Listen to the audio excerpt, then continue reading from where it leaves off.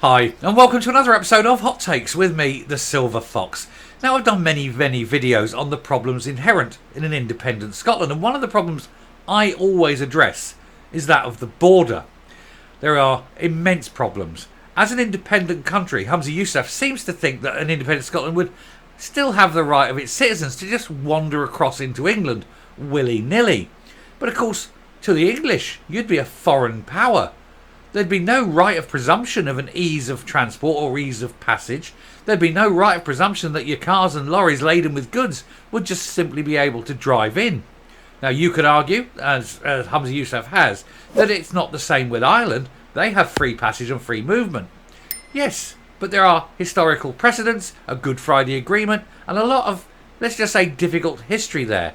And that's why that is allowed, even by the EU. However, Scotland as an independent country would not have those things in place. It would not have a Good Friday Agreement, for example, guaranteeing access. And so a border would be a thing. And maybe even passport control. If you joined the EU, it would definitely be a thing. They would demand a secure, firm, hard border with customs checks, with passport control. There would be no automatically just nipping down south or just nipping into Scotland. You'd have to queue and get your passport stamped. England would not be in the Schengen Agreement. You would have no right of free passage. And of course, it goes the other way. When you go from England to Scotland, you'd be entering the EU. And so again, passport control, no right of access. It's a very difficult consideration. And also then, of course, you have the customs issues and the various tariffs that would have to be paid. This isn't exactly what people in Scotland want when they're trying to do trade with their single biggest trading partner. It seems no one else has picked up on this until now. And so we're going to have a look at this article to see why Humza Yousaf has never actually addressed the issue, because it's hard, it's difficult, and he's not very bright. Here goes. So Humza Yousaf's government fails to analyse Skexit hard border despite churning out 5 very expensive and probably illegal prospectuses. The Scottish Government may have written 5 costly prospectuses for all Scottish Skexit issues, but they have yet to even do analysis on the negative aspects, like how much job losses a hard border would cause in Scotland. Answer: lots. Lots and lots. Plus the inconvenience. So the Scottish Government has been accused of ignoring the bad aspects of independence after it was revealed they'd not undertaken any analysis on how much economic damage a hard border between Scotland and England would do. Because they don't look at consequences. They don't understand what arises from the decisions they want to make, because they're stupid. And also they know that if they did analyse it, they'd see so many problems that people would point out that it's a terrible idea, and then they may reject it. And then it's like, oh, well, that's kind of shooting themselves in the foot, isn't it? So they don't ask the questions because they know the answers are completely unpalatable. And this is why I always say the truth is the biggest enemy for the SNP. The one thing that can always damage them is the truth. Humza Yousaf's administration has now published 5 papers on breaking up the UK, but has failed to delve into any pressing issues, such as pensions or currency. Instead, it has only mentioned them in passing, without analysing the negative impacts of them. Yeah, I mean, he's got no pension provisions.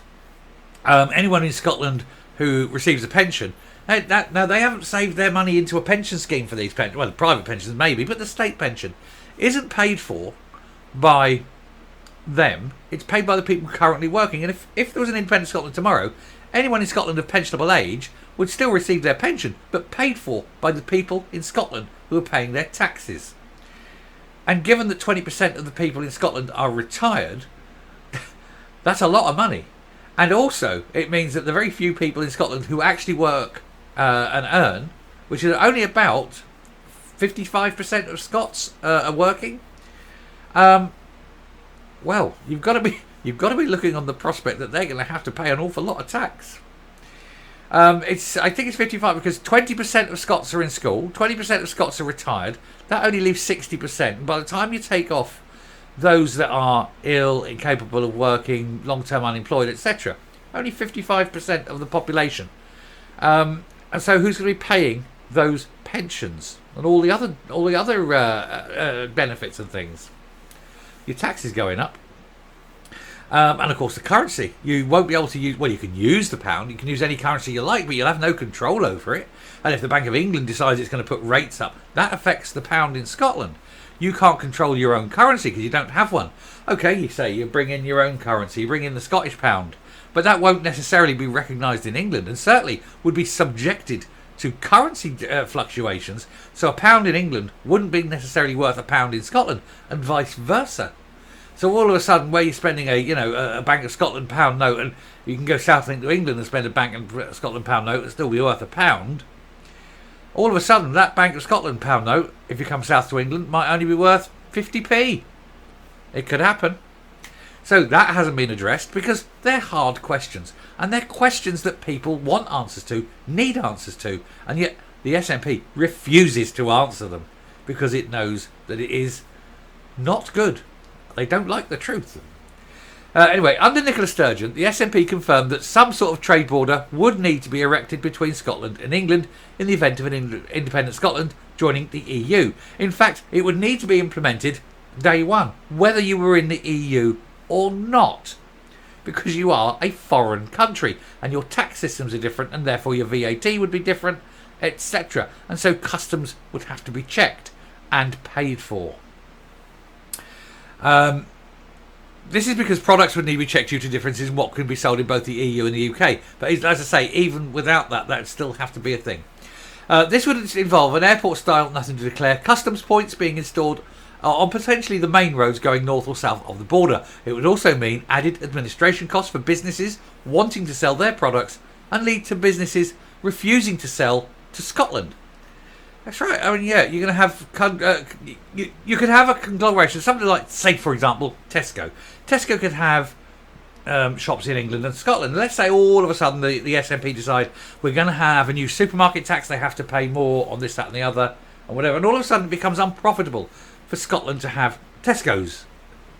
Tesco go, tell you what, no, we're not making enough money there. What we'll do is just close those and we'll move south. We'll just keep it south and just open a few more in England.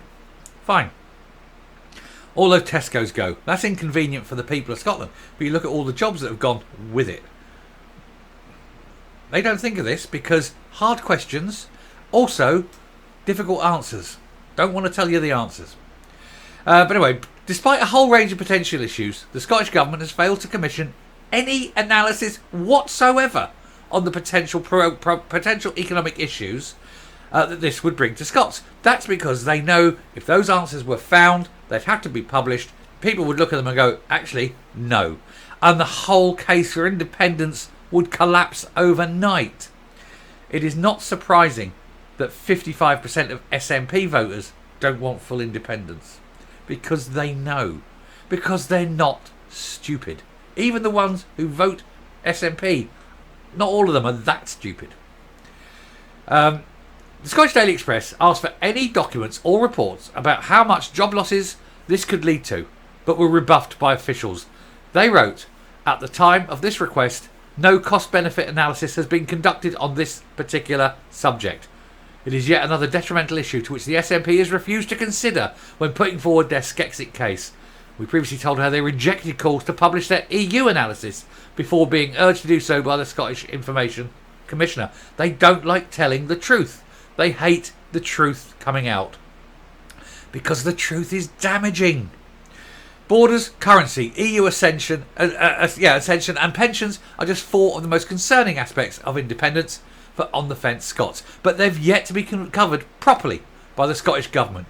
And instead they've commissioned costly reports on the constitution, citizenship, economy, which only brushed over currency, comparisons to other European countries and democracy.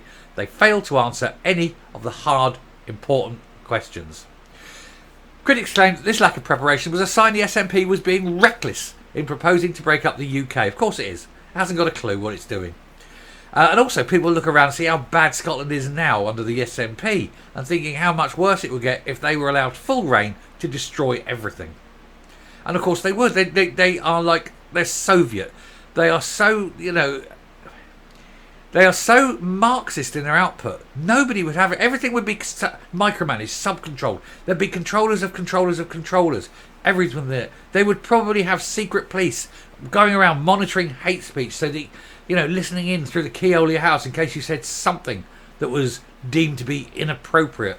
This is what they're planning. This is absolutely what they're planning. Just look at the hate law that they've written into law. A hard border would place trade between Scotland and England in huge jeopardy, which explains why the SNP continue to ignore the financial implications for businesses and communities of their reckless plans to break up the UK. While the SNP continue to obsess over independence, the Scottish Conservatives are focusing on the public's real priorities: the global cost of living crisis and the unacceptable NHS waiting times, amongst many other things that are going wrong in Scotland under the SNP. I shall finish there and come up. It's no wonder they don't want these questions asked, because they certainly don't want the answers made public. Everything about independence would damage Scotland. It would cost jobs, it would cost futures of children, every public service would collapse, there'd be tax rises galore. The skilled, who've got skills to sell abroad, would move, probably to England or further afield. You'd lose the brains. You'd have a brain drain. You'd have a capital flight. Everything would go, and you'd be left with a failed state, decaying, falling into ruin, simply to salvage the tiny ego, or the tiny penis and massive ego of the SNP and its leadership.